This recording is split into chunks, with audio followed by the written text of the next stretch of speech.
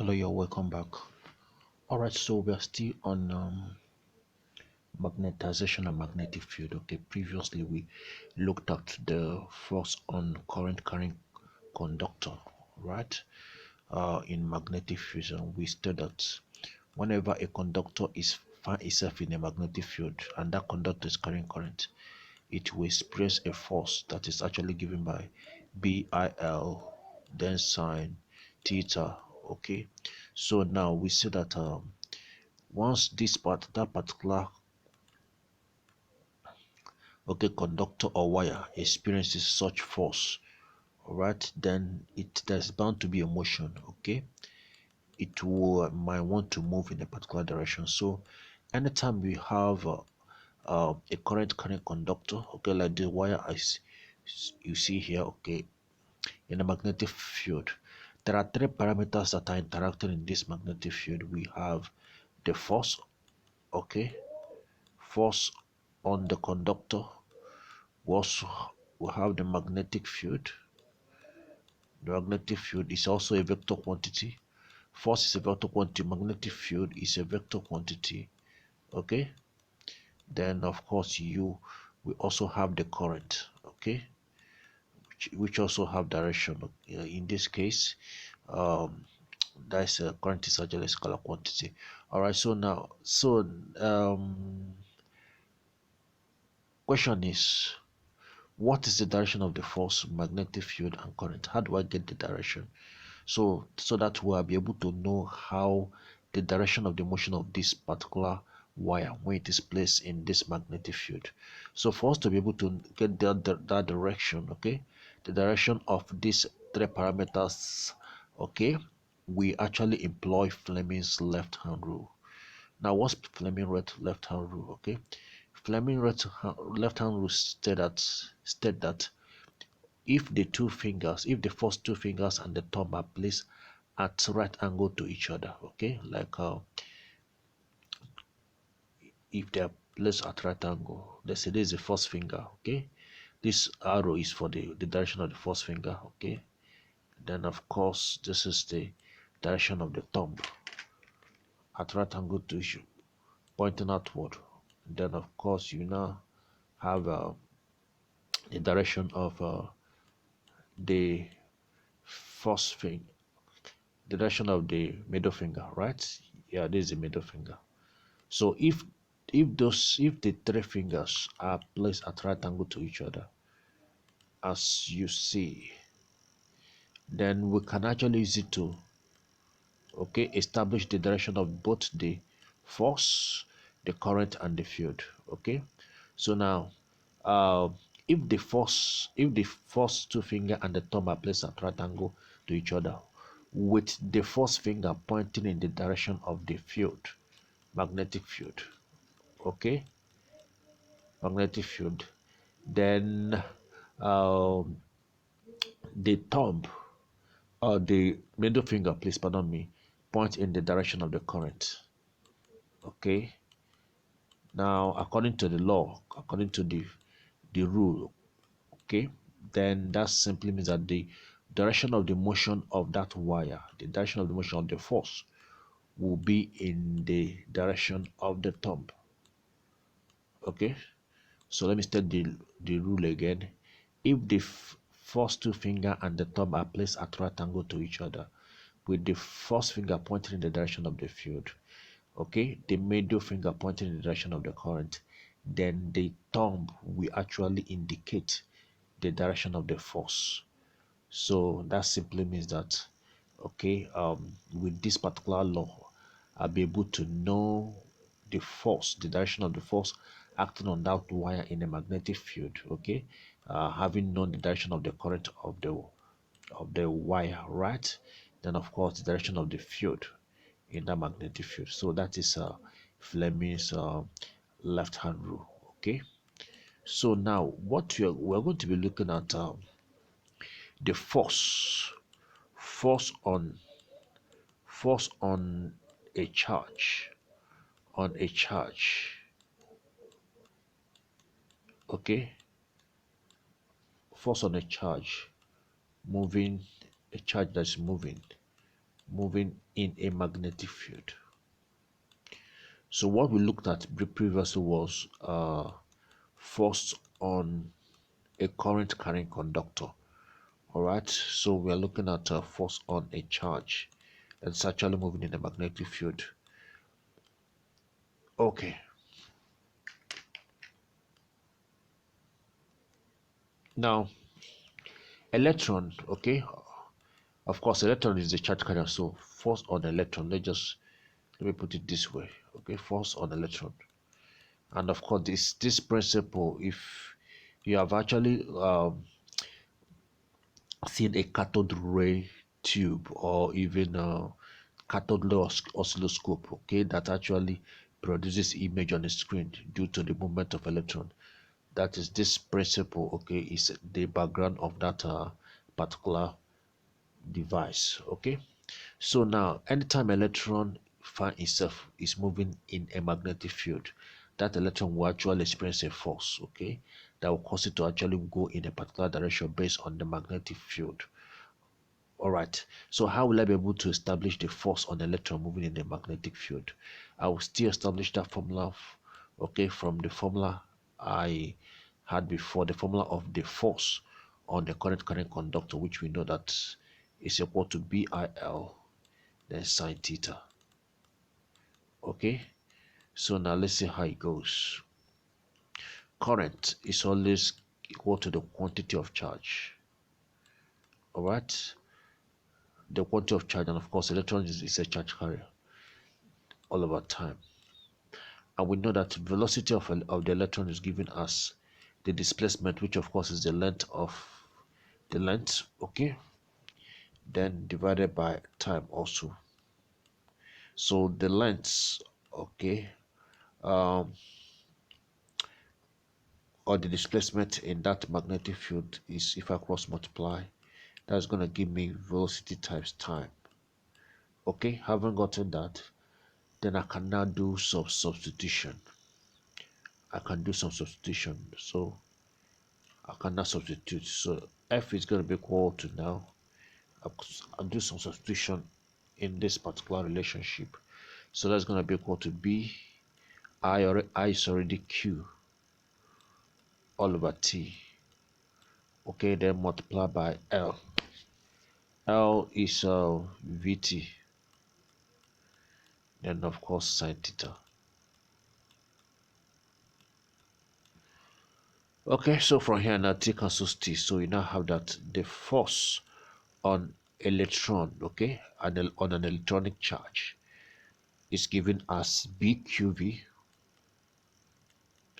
Q is the quantity of the charge of the electron, right? Quantity of charge of the electron. Then BQV multiplied by sine theta. So if we are dealing with a charge, okay, moving in the magnetic field, we use this formula. So please take note of that. For example, let's say a charge of 2 microcoulombs moving in the magnetic field with a velocity of 500 meter per second. Okay, then with at an angle of 30 degrees. Then the magnetic flux density, let's say, is 10 Tesla. So the force on that electron now is going to be equal to, of course, BIL sine theta.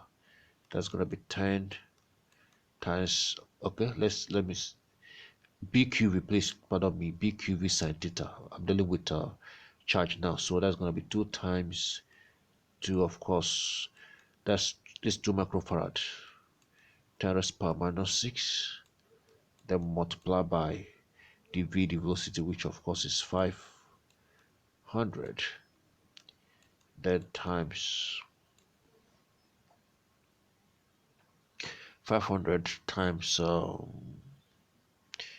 sine, okay, sine 30,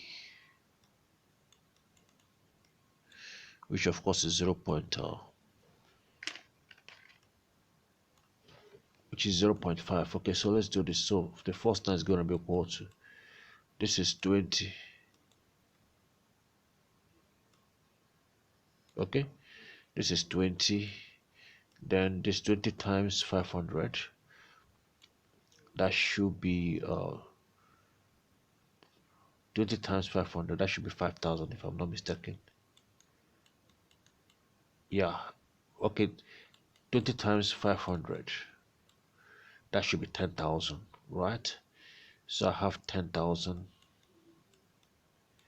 10,000. Okay, then multiply by sine 30 is 0.5 times 10 raised to the power minus 6. So this is gonna be 5,000. 0.5 times 10,000. Okay, it's 5,000. All right, then times 10 raised to the power minus 6. So that means I have to move the decimal place. 1, 2, 3, 4. Okay, 4, 5, 6. So I have approximately 0.05 Newton as the force on that electron. Okay, so please take note of that as we proceed. So the next thing we're going to be looking at is the torque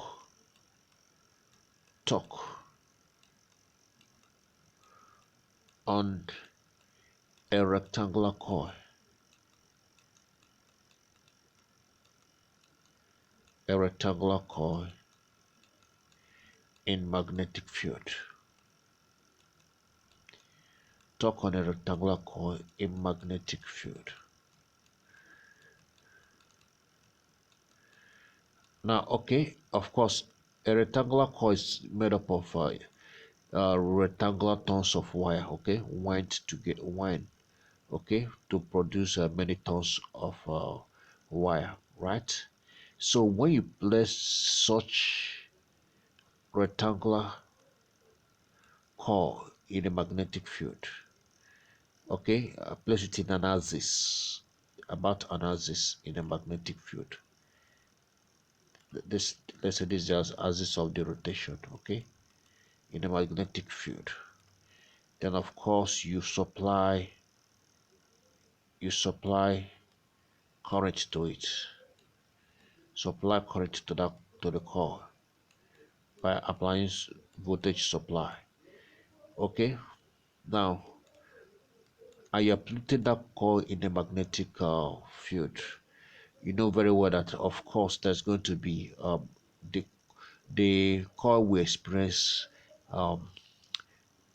magnetic force, will experience a force, but the force will cause the coil. You know, the force will cause the coil to move, but the move, okay, the motion of this particular coil will be a turning effect. Okay, so whenever we talked about torque of a coil, it simply mean torque in physics simply mean turning effect.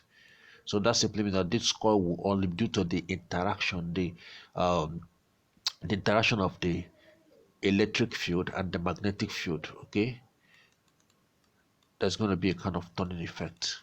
And of course it is this principle, this principle that we construct, all this principle for the construction of electric motor. Remember, in an electric motor you supply current to an electric motor, and it actually rotates. So that electric motor is actually made up of coil placed in the magnetic field. Okay, so now we are looking at how to evaluate the torque of this particular coil, this conductor. So let me use T to represent the torque. The formula for torque, okay, is given as Bani, then cos alpha. Okay, so what is all this parameter? The B we already know is the magnetic flux density.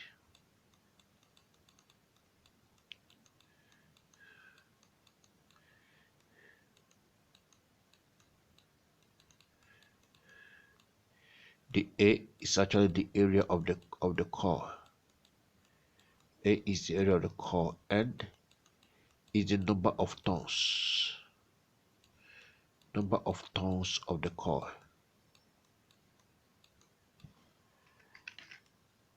All right, then the alpha now is actually the angle between the plane of the coil, okay, with the horizontal. And of course the magnetic field is actually horizontal, so the angle between the plane of the coil with the horizontal.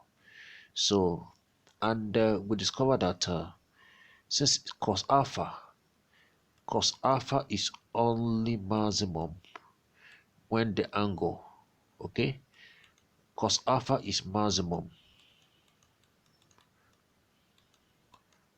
only when alpha is equal to 0. And when the coil is has an angle equal to 0, that means the coil is parallel to the magnetic field. Okay, so we get the greatest torque. The maximum torque is actually found when the coil is actually parallel to the magnetic field. So please take note of that. For example, let's look at a magnetic field of flux density 20 Tesla. Okay, and the coil of area 2 meters square is being placed inside it.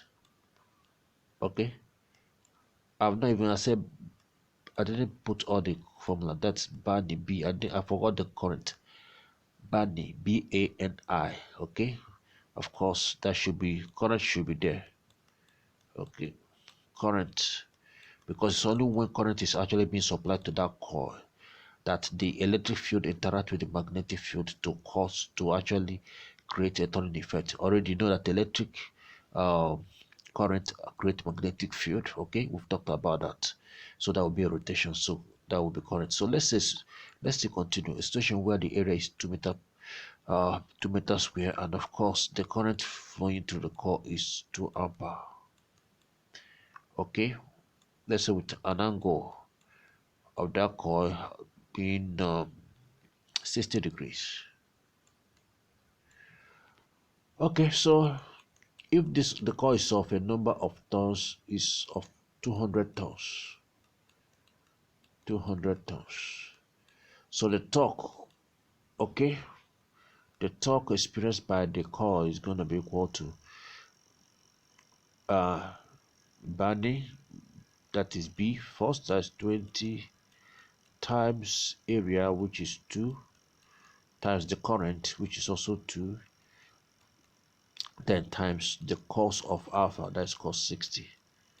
So this is going to be 4 times 20, which is 80. Cos 60 is 0 0.5. So variable 0 0.5 times 80, that's 40.